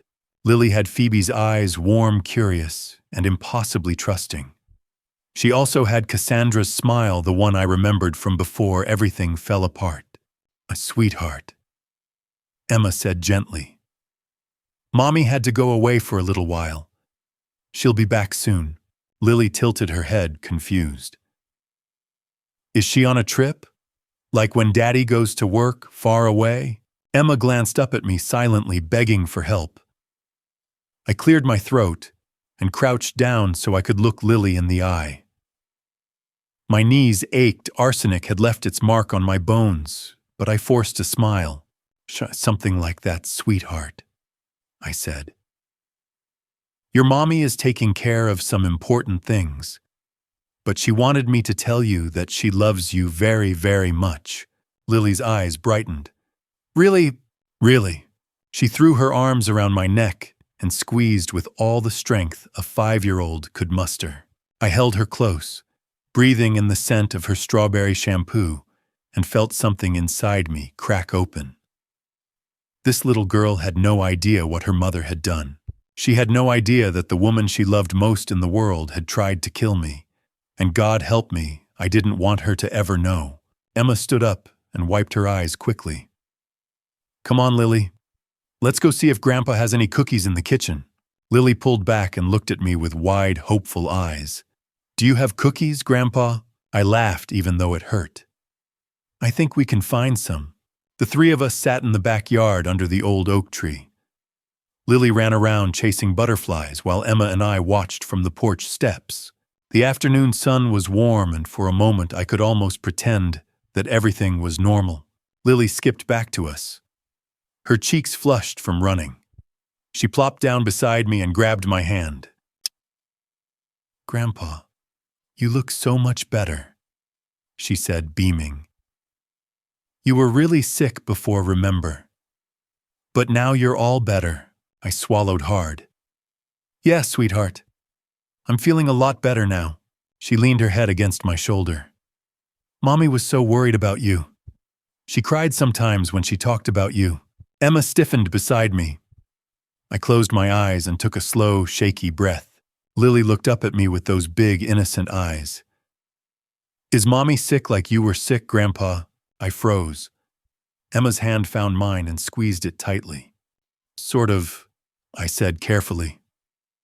She's going through a hard time right now, but she's going to be okay. Lily nodded solemnly as if she understood. But how could she? She was 5 years old. She still believed in fairy tales and happy endings. As the sun began to set, Emma took Lily inside to wash her hands. I stayed on the porch, staring out at the yard. My body was healing. The arsenic was leaving my system. But my heart was a different story. Lily came running back out, her hands still damp. She climbed into my lap and wrapped her arms around my neck. "Grandpa, don't be sad," she whispered. I blinked, surprised. "I'm not sad, sweetheart." "Yes, you are. I can tell." She pulled back and looked at me seriously. "Mommy says you're the strongest person she knows. She says you never give up." And that was when I broke. I hadn't cried since Phoebe died. Not during the funeral. Not during the long, lonely nights afterward. Not even when I found out my own daughter had been poisoning me. But now, with this little girl in my arms, this innocent, beautiful little girl who had no idea what her mother had done, I couldn't hold it back anymore. Tears streamed down my face. Lily's eyes went wide and she reached up with her tiny hands to wipe them away. "Don't cry, Grandpa," she said, her voice trembling. I held her tighter, burying my face in her hair. Emma stood in the doorway watching us with tears in her own eyes. After Emma took Lily home, I sat alone in the living room. The house was quiet. Too quiet. I reached into my pocket and pulled out the pocket watch. Detective Foster had returned it to me after the lab finished processing it as evidence. The leather strap had been replaced, no more poison, but the watch itself was the same. Phoebe's photograph was still inside. I opened the cover and looked at her face. She was smiling just like she always did. I closed the watch and tucked it back into my pocket. Tomorrow, I would call my lawyer. I would update my will. I would make sure Lily was taken care of no matter what happened to Cassandra. Because Lily was innocent. And innocence, I had learned, was the rarest and most precious thing in the world. Love didn't always make sense. It didn't always follow the rules. Sometimes it existed in spite of everything, in spite of betrayal, in spite of pain, in spite of poison. And maybe, just maybe, that was what it meant to forgive. Before I tell you what Lucas revealed in that interrogation room, the moment the entire truth came crashing down, I need to know you're still here. If you've made it this far with me, type 14 in the comments. That's task 14, the breaking point. Let me see who's still listening. One more thing. The story ahead blends some fictional elements to convey deeper truths. If you'd rather skip it, feel free to stop here and explore other videos. 2 weeks later, Detective Foster called with news I had been dreading and hoping for in equal measure. "And Lucas is talking," Foster said, his voice steady but urgent. "And you need to hear what he has to say." I stood in my kitchen, gripping the phone so tightly my knuckles turned white. Emma was sitting at the table watching me with wide, worried eyes. "When?" I asked. "Now. Can you and Emma come down to the station?" An hour later, Emma and I stood in a small observation room at the police station. Through the one-way mirror, I could see Lucas sitting in the interrogation room. He looked like a man who hadn't slept in weeks. His hair was disheveled, his beard patchy and unkempt, and dark circles hung beneath his eyes like bruises. Beside him sat Roger Hamilton, his attorney. Foster entered the room and took a seat across from Lucas. A recording device sat in the center of the table, its red light blinking steadily. Emma reached for my hand and squeezed it. I squeezed back, but I couldn't take my eyes off Lucas. Foster leaned forward, his hands folded on the table. "All right, Lucas. We're ready when you are." Lucas looked down at his hands. They were trembling. When he finally spoke, his voice was barely above a whisper. "I knew," he said. "God forgive me, I knew what she was planning." Foster didn't react. He simply nodded. "Tell us everything." Lucas took a shaky breath. "It started last Christmas. Cassandra found out about the will, about how Everett had changed it. She was furious. She said her father was ungrateful, that after everything she had done for him, he was giving it all away to charity and to Emma. She couldn't let it go. She became obsessed. I felt my chest tighten. Emma's hand gripped mine harder. "What happened next?" Foster asked. In April, she started researching. Poisons. Methods that wouldn't leave a trace. I saw the search history on her laptop one night when she left it open. Arsenic poisoning symptoms. How to avoid detection. Untraceable toxins. My stomach turned. Emma made a small, choked sound beside me. "I should have said something," Lucas whispered. "I should have stopped her. But I was afraid. She told me we needed the money. Our business was failing. We were drowning in debt, and I was too weak to stand up to her." Foster's expression remained neutral. "When did she acquire the arsenic?" Lucas swallowed hard. "May. Early May. She made me drive her to a hardware store on the outskirts of town, Miller's Hardware. She asked the clerk for industrial cleaning chemicals. She paid in cash. I waited in the car, but I knew what she was doing. I remembered Betty Crawford's testimony.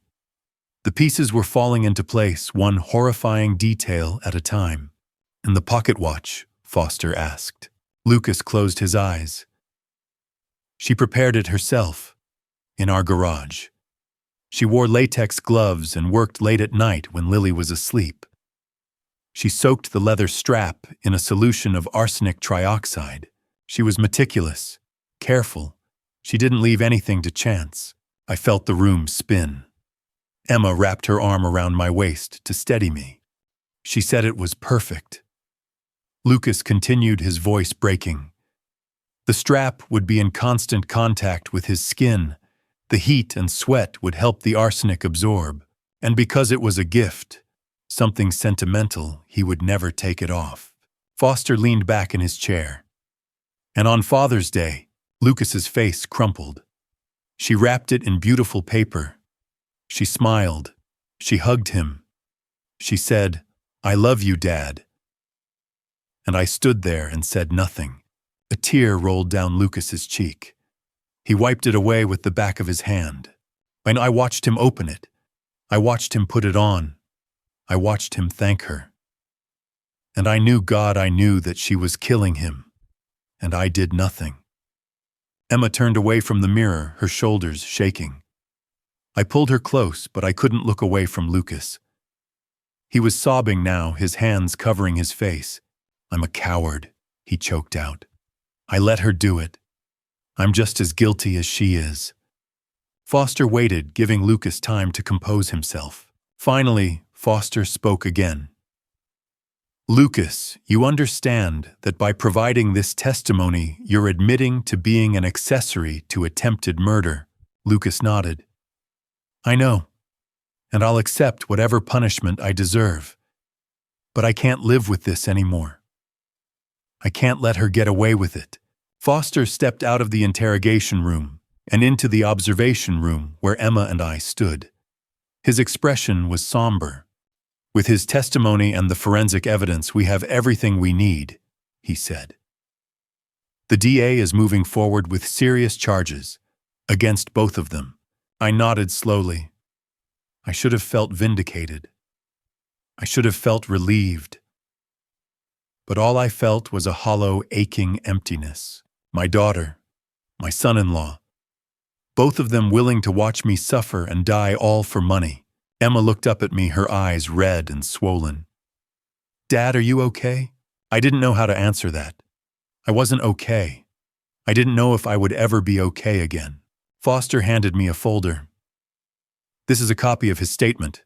The trial is scheduled to begin in 8 weeks. You'll need to be there." I took the folder, feeling its weight in my hands. 8 weeks. 2 months. And then I would sit in a courtroom and watch my daughter be judged for trying to kill me. Emma took my arm. "Let's go home, Dad." I nodded, but I didn't move. I stood there for a long moment, staring through the glass at the man who had stood by and let my daughter poison me. And I wondered if the roles had been reversed. Would I have had the courage to stop her? I didn't know, and that terrified me more than anything else. 6 weeks after Cassandra and Lucas were arrested, Emma decided it was time to clean out the attic. I offered to help, but she insisted I stay downstairs and rest. My body was still recovering. The arsenic had taken its toll, my hair had thinned. My hands still trembled, and exhaustion followed me everywhere. So I sat in the living room, with a cup of coffee, listening to the familiar creak of floorboards as Emma moved above me. Nearly an hour passed before I heard her call out. "Dad." Her voice was wrong, tight, uneasy. "I'm here," I answered. "You need to come upstairs." I climbed the narrow attic steps, my knees aching with every movement. Emma was sitting on the floor beside an old cardboard box. Her face was pale, her eyes red and swollen. In her hands was a leather-bound journal I hadn't seen in years. "What did you find?" I asked. She looked up at me, tears spilling down her cheeks. "It's Mom's diary. There's a whole box of them." My chest tightened. Phoebe had always kept journals. Every night she wrote at her vanity with a cup of tea and her reading glasses balanced on her nose. After she died, I couldn't bring myself to read a single page. The grief was unbearable. I sealed the journals away and tried to forget they existed. Emma handed me one. "Dad, you need to read this." I sat on an old trunk and opened the journal. The leather was worn smooth, the pages yellowed. I recognized Phoebe's handwriting instantly, careful loops in blue ink. The first entry was dated May 14th, 2019, just months before her death. She wrote that she was worried about Cassandra, that something had changed. There was coldness in her eyes when she looked at Emma, jealousy, maybe something darker. Phoebe had tried to talk to me, but I dismissed her concerns. I told her she was being too hard, that she was imagining things. She wrote that a mother knows, and she knew something was wrong. My hands shook as I turned the page. June 2nd, 2019. Cassandra had asked about the will, not casually, directly. She wanted to know how much she would inherit. When Phoebe mentioned donating part of the estate to charity, Cassandra became furious. She accused us of ruining her future. Later, I told Phoebe she shouldn't have said anything, that she had upset Cassandra. Reading it now, I felt sick. I had defended our daughter instead of listening to my wife. Another page, June 18th, 2019. Phoebe wrote that I refused to listen. Every attempt to talk about Cassandra ended the same way, with me shutting her down.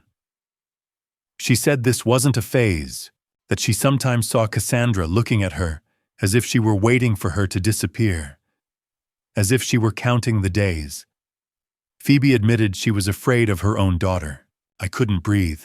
Emma reached for my hand and held it tightly. I flipped to the final entry. July 20th, 2019. 2 weeks before the accident. Phoebe wrote that she had decided to speak to a therapist about Cassandra, even though she knew I would be angry. She couldn't ignore the feeling anymore. If she was right, if Cassandra was truly dangerous, then something had to be done. She confessed she was terrified of what she might discover. Terrified, the therapist would confirm what she already feared, that her daughter was capable of unimaginable things. That was the last entry.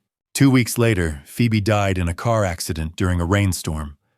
The police said she lost control. They said it was no one's fault.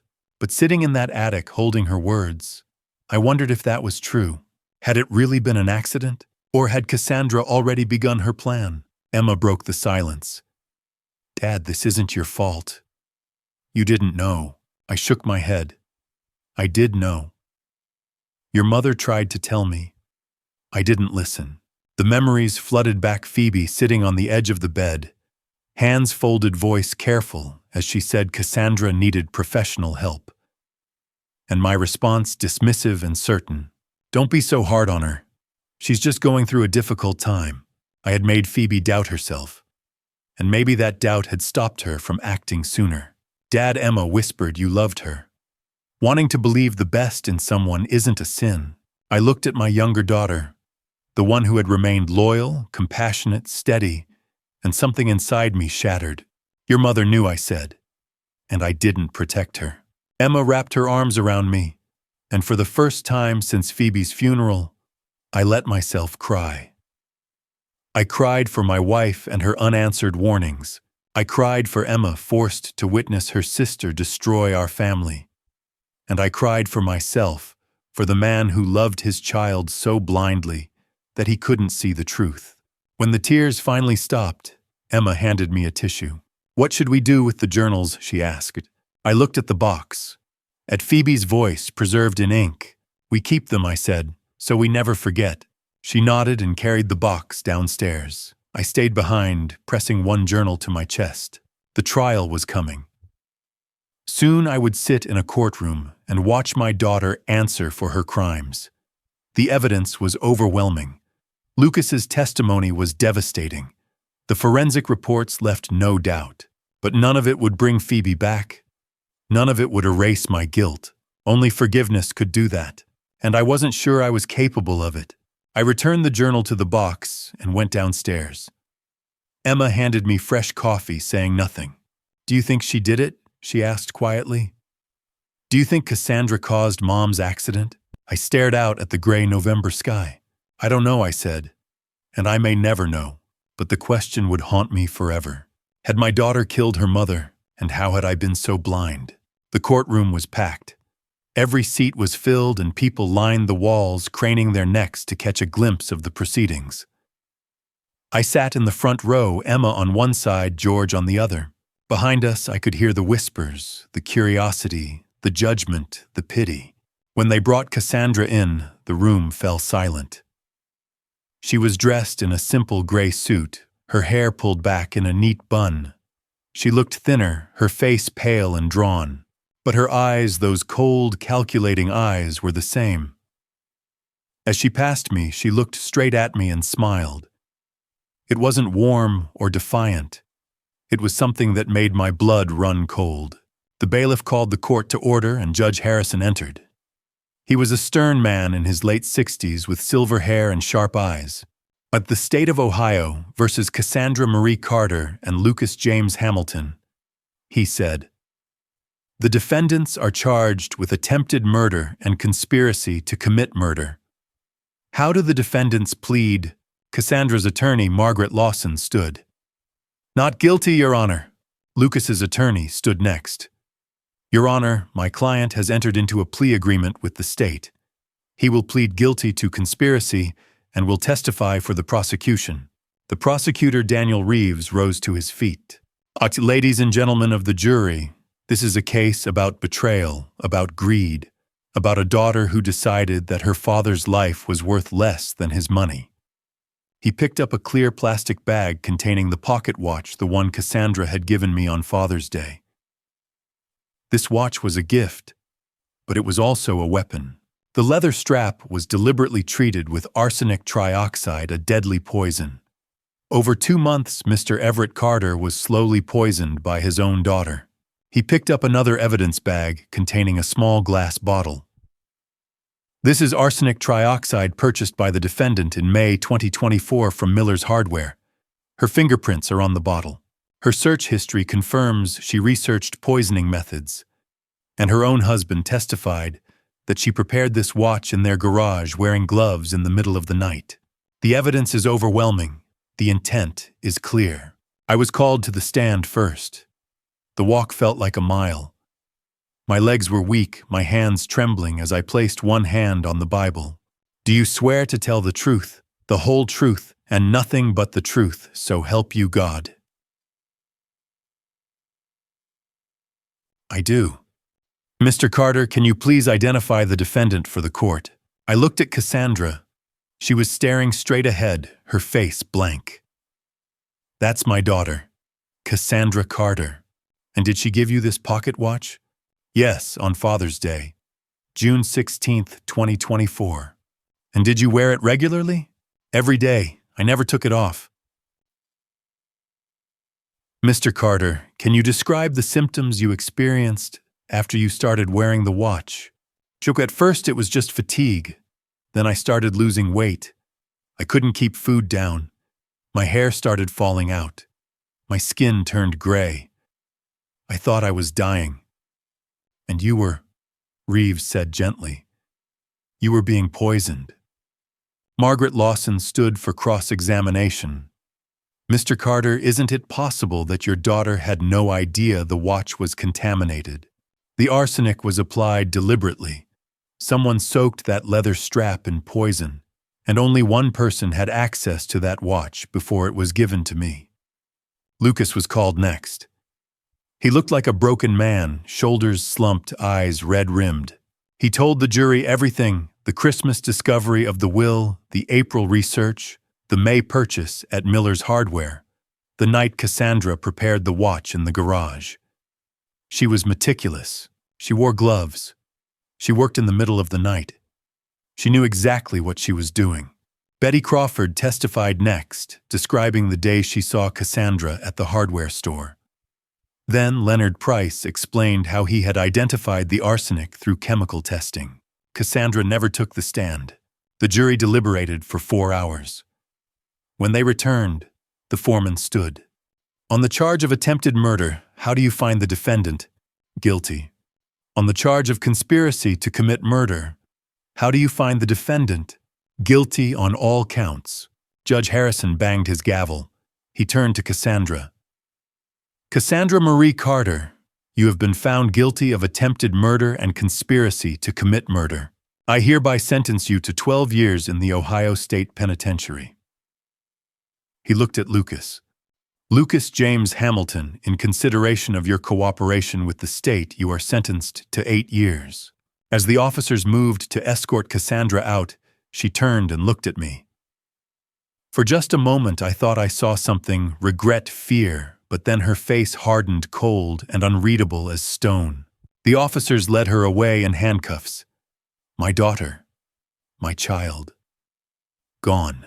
Emma was crying beside me. I sat there staring at the empty space where Cassandra had been, and I felt nothing.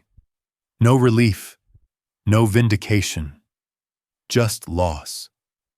Justice had been served. My daughter would spend the next 12 years behind bars. But none of that brought me peace. I stood slowly and walked out of the courtroom. The winter air hit me like a slap, cold and sharp. I had thought the trial would give me closure, but as I stood on the courthouse steps looking out at the gray February sky, I realized something: the trial was over. But my pain was not. And I didn't know if it ever would be. 1 week after the trial, I drove to the Ohio State Penitentiary to see Cassandra. Emma thought I was crazy. Maybe I was. But I needed to say goodbye.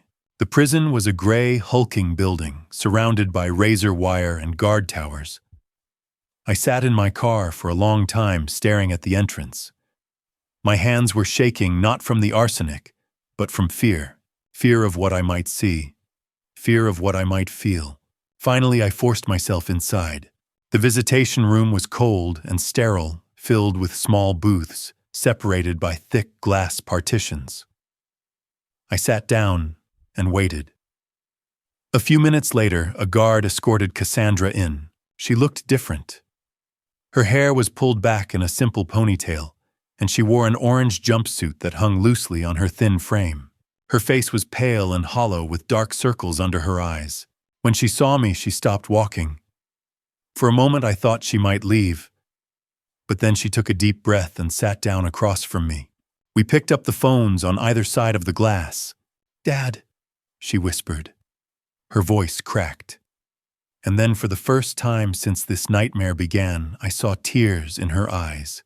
"I didn't come here to hear you apologize, Cassandra," I said quietly. "I came here to say goodbye." She flinched, as if I had struck her. "Dad, I don't know what happened to me. I just needed the money. And then it went too far, and I didn't know how to stop." I looked at her and tried to find the little girl I had raised, the one who had sat on my lap and listened to bedtime stories. But I couldn't see her anymore. That girl was gone. "You could have stopped," I said. "Every single day you had a choice. And every single day you chose to keep poisoning me." "I know," she sobbed. "I know, and I'm so sorry." I took a slow breath. I believe you. I think you're sorry now. But that doesn't change what you did. She covered her face with her hands and cried. I watched her and felt nothing. No anger, no hatred. Just a deep, aching sadness. Do you hate me? She asked, her voice barely audible. I was silent for a long time. Then I said, no. I forgive you. She looked up, her eyes wide with shock. What? I forgive you. Not because you deserve it, but because I deserve peace. I'm not doing this for you, Cassandra. I'm doing it for me. Because if I hold on to this anger, if I let it consume me, then you win. And I won't let you take anything else from me. She stared at me, tears streaming down her face. What about Lily? Emma and I will raise Lily with love, I said. That's all you need to know. I stood up, the phone still pressed to my ear. Goodbye, Cassandra. I hope someday you find your way back to the person you used to be. I hung up the phone and walked out without looking back. When I got home, Emma, Lily, and George were waiting. Emma stood up the moment I walked in. How did it go? She asked.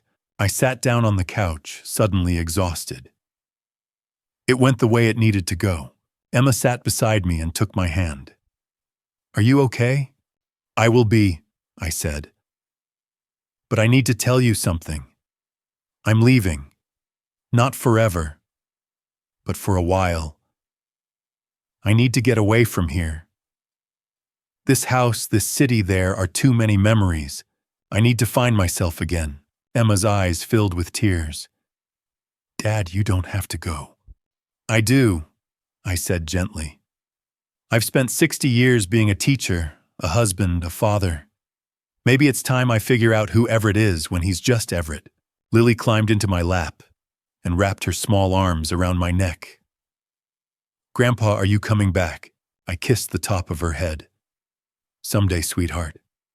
Someday. George walked over and put his hand on my shoulder, nodding. That was all I needed. 3 days later, I stood in the airport terminal with a small backpack. Emma hugged me tightly before I went through security. Take care of yourself, Dad, she whispered. You too, sweetheart. And take care of Lily. As I waited to board, I reached into my pocket and pulled out the pocket watch. It had been returned after the trial, cleaned and decontaminated, the leather strap replaced with a simple chain. I opened the cover and looked at Phoebe's photograph. I'm free, Phoebe, I whispered. Finally free. I boarded the plane and found my seat by the window. As we lifted into the sky, I felt something I hadn't felt in a long time: hope. I had learned something through all of this. Forgiveness isn't about forgetting or saying what happened was okay. Forgiveness is about refusing to let the person who hurt you continue to control your life. Cassandra had taken months from me, my health, my trust, my sense of safety. But she couldn't take my future. That still belonged to me. The plane banked left and sunlight streamed through the window, warm and golden. I leaned back, closed my eyes, and smiled. For the first time in a very long time, I was at peace. And that was the greatest gift I could give myself. Looking back, I realize how blind I was. Family betrayal is the deepest wound, not because it hurts more, but because it comes from those you trust most. Don't be like me. Don't ignore the warning signs. Don't let love blind you to truth. Phoebe tried to warn me about Cassandra. God gave me those warnings through her voice, her journals, her fear. But I didn't listen. I thought a father's love could fix anything. I was wrong. Grandpa stories like mine aren't supposed to end with poison and prison. They're supposed to teach wisdom. But sometimes Grandpa stories teach harder lessons like mine. Sometimes the people we raise become strangers. Sometimes family betrayal isn't just possible. It's real. But here's what I learned. God doesn't abandon us even when those closest to us do. He gave me Emma, George, and Lily. He gave me strength to forgive. Not because Cassandra deserved it, but because I deserved peace. Forgiveness isn't weakness, it's freedom. Don't carry hatred. Don't let family betrayal define your life. Trust in God, protect yourself, but remember, holding on to anger only poisons you. I'm free now. I pray you never walk the road I walked. If this moved, you leave a comment. Have you faced betrayal? How did you move forward? Subscribe for more powerful grandpa stories about family, faith, and forgiveness. Share Everett's journey with someone who needs it. Thank you for staying until the end. Your time means the world. A reminder: stories that follow may contain fictionalized elements for educational purposes. If you prefer different content, explore other videos that suit your needs.